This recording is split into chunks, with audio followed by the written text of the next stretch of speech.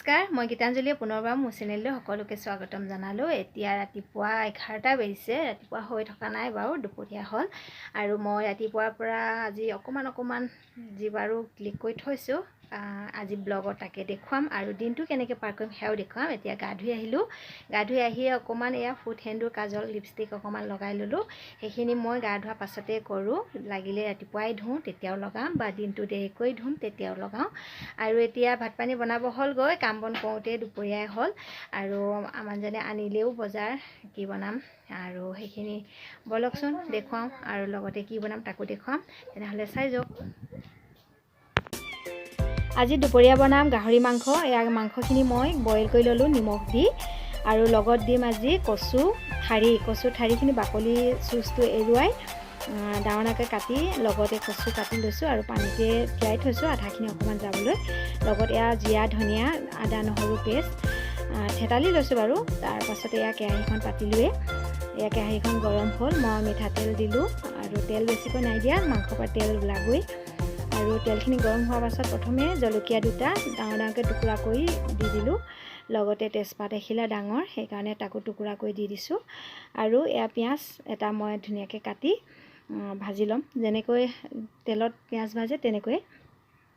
আৰু পিঁয়াজখিনি যেতিয়া ভজা হৈ যাব তেতিয়া মই মাংসখিনি দিম, আৰু কেনেকৈ বনাম চাই যাওক ভিডিঅ'টো। পিঁয়াজ ভাজা হৈয়ে গ'ল। এতিয়া মই মাংসখিনি দি লৈছোঁ। প্ৰথমে মাংসখিনি দি এবাৰ অকণমান তল ওপৰ কৰি লৈছোঁ, নহ'লে পিঁয়াজখিনি জ্বলি যাব বেছিকৈ সিজি।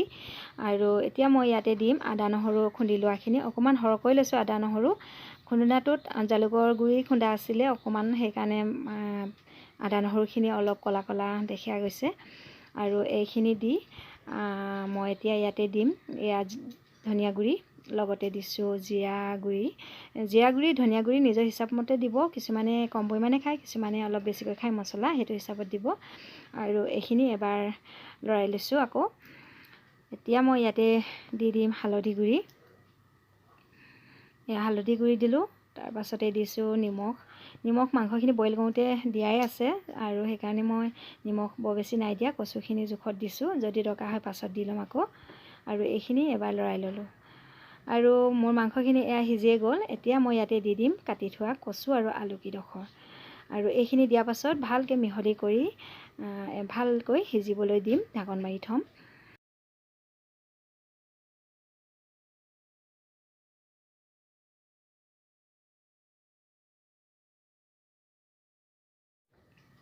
ভালকৈ সিজোৱাৰ পাছত এইবাৰ মই দেখুৱাই লৈছোঁ কচুখিনি কিমাননো সিজিলে। এয়া কচু ভাঙি দেখুৱাইছোঁ, একেবাৰে কোমলকৈ সিজিলে। কচুখিনি সিজাৰ পাছত এতিয়া দিম ইয়াতে মই বিলাহী এটা ডাঙৰ ডাঙৰকৈ কাটি, আৰু এইফালে চাই লৈছোঁ কচুখিনি কিমান সিজিলে। মোৰ হিচাপত কচুখিনি সিজিলে, সেইকাৰণে দি দিছোঁ ইয়াতে এটা ডাঙৰ বিলাহী ডাঙৰ ডাঙৰকৈ কাটি, লগতে কেঁচা জলকীয়া দুটা দি দিছোঁ, গোন্ধৰ কাৰণে দিছোঁ। এনেকৈ আঞ্জাত জলকীয়া দিয়া যিটো গোন্ধ ওলায় সেইটো খুব ভাল লাগে খাই। আৰু জলকীয়া যিহেতু মই দিব নোৱাৰোঁ ঢিটিৰ কাৰণে, সেইকাৰণে মই গোটাই দিছোঁ, আৰু অকল জলকীয়া গোন্ধটো আহিবৰ কাৰণে, কেঁচা জলকীয়া গোন্ধটো। আৰু এয়া ধুনীয়াকৈ বিলাহীখিনিও গলি গ'ল, সিজি গৈছে। এতিয়া মই বিলাহীখিনিৰ ওপৰতে ভৰসা নকৰি, যিহেতু ক'লা কচু হয় খজুৱাব যেন লাগেই, আৰু কচু বস্তুটো এনেও মোক অলপতে খজুৱাই, কাটিবও নোৱাৰোঁ হাতত খজুৱাই, সেইকাৰণে মই ইয়াতে নেমু দি দিছিলোঁ, কিন্তু সেইখিনি মই দেখুৱাবলৈ নহ'ল। আৰু এতিয়া মই ইয়াত দিছোঁ মান ধনিয়া পাত দুটা গোটাই দি দিছোঁ, অকল গোন্ধ আহিবৰ কাৰণে। এতিয়া ধনিয়া ছিজন নহয়, ধনিয়া যদি আছে দিব পাৰে। এতিয়া বজাৰত ওলোৱা ধনিয়াবোৰ খাবলৈ ছিজনত ওলোৱাবোৰ নিচিনা নহয়, সেইকাৰণে মই মান ধনিয়াকৈ দি দিছোঁ। আৰু এয়া মোৰ নমাব পৰা হৈ গ'ল মোৰ আজি মাংসৰ আঞ্জা। আৰু এতিয়া মই ভাত বাঢ়ি লওঁ। এয়া মাংসৰ আঞ্জা, লগত আছে দাইল আৰু আচাৰ আছে, লগতে জলকীয়া আনি থোৱা নাছিলে, মই বাৰীলৈ যাবলগীয়া হৈছে, মই জলকীয়া চিঙো। এয়া আমাৰ জলকীয়া গছজোপা, আৰু ধান জলকীয়া জোপাহে আছেগৈ, বাকী জলকীয়াবোৰ মৰি গ'ল, ভোট জলকীয়াবোৰ। আৰু এইকেইটাই ছিঙি লৈছোঁ খৰখেদাকৈ, আছে আকৌ গছত লাগি। আৰু এইকেইটা জলকীয়া লওঁতে ওচৰতে দাংবডি এজোপা আছিলে, তাতো দুটামান লাগি আছিলে, আহোঁতেই একেবাৰে এইকেইডালো ছিঙি ল'লোঁ। এয়া মই দাংবডিও পালোঁ। দিনৰ ভাত পানী খাই ৰেষ্ট ল'লোঁ। তাৰপাছতে গধূলি এতিয়া অকণমান আগফালে ওলাই আহিছোঁ। মানুহে চাইকেলখন লৈ আহিছে, বহুত দিন চাইকেল নাই চলোৱা তাই, সেইকাৰণে চাইকেলখন চলাওঁগৈ বুলি ক'লে। আৰু মই এয়া গাৰ্ডেনৰ পৰিৱেশটো অকণমান দেখুৱাই আছোঁ, ইমান ধুনীয়া লাগিছে সেউজীয়াকৈ। আৰু এয়া মধুৰিজোপাত দুটামান মধুৰিও আছিলে, তাকো ছিঙি লৈছোঁ। আৰু এইটো হালধীয়াকৈ পকিছে, হালধীয়াকৈ পকাটো মোক খাই ভাল নালাগে ইমান, অলপ কেঁচা আৰু অলপ পকা তেনেকুৱাটো খাই ভাল লাগে। আৰু এয়া ইমান ধুনীয়া পৰিৱেশ, ইয়াতে দুখোজমান খোজকাঢ়ি লৈছোঁ। আৰু যদিও ফুল ফুলি থকা গছ একো নাই, তথাপি ভাল লাগে পৰিৱেশটো। আৰু আজি বতৰটো খুব ডাৱৰীয়া হৈ আছে, ৰাতি চাগে বৰষুণে দিব। এয়া আকাশত গোটেই মেঘে ভৰি আছে। আৰু এইফালে জাতীয় পতাকা এইখন জাতীয় পতাকা সদায় ৰাতিপুৱা লগায় আৰু গধূলি ইয়াৰ পৰা লৈ যায়। আৰু এই পতাকাখন এইটো বিল্ডিঙৰ সন্মুখত আছে, গাৰ্ডেনৰ মাজত। আৰু এইটো বিল্ডিঙৰ সন্মুখত গাৰ্ডেনৰ মাজত এটা আছে মহাত্মা গান্ধীৰ ডাঙৰ প্ৰতিমূৰ্তি। আমি ইয়াতে সদায় গধূলি আহি খোজকাঢ়োহি। আৰু তাকে দেখুৱাই দিলোঁ আপোনালোককো পৰিৱেশটো অকণমান। আজি গধূলি চাহৰ সলনি কৰ্ণফ্লেক্স লৈছোঁ আৰু চেনি অকণমান লৈছোঁ, লগতে এয়া গাখীৰ দি লৈছোঁ।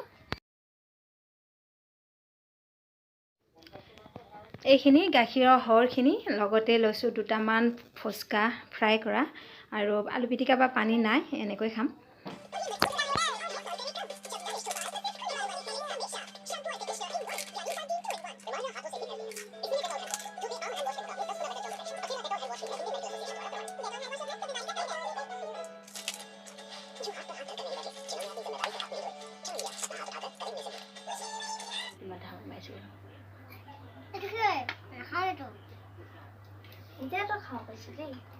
আমি এতিয়া চাহ তাহ খাই লওঁ, তাৰপাছতে ভিডিঅ'টো ইমানতে সামৰণি মাৰিছোঁ। যদি ভাল লাগিলে কি কৰিব দিদি কৈ দিয়া, দেখাই দিয়া। লাইক কেনেকৈ কৰিব?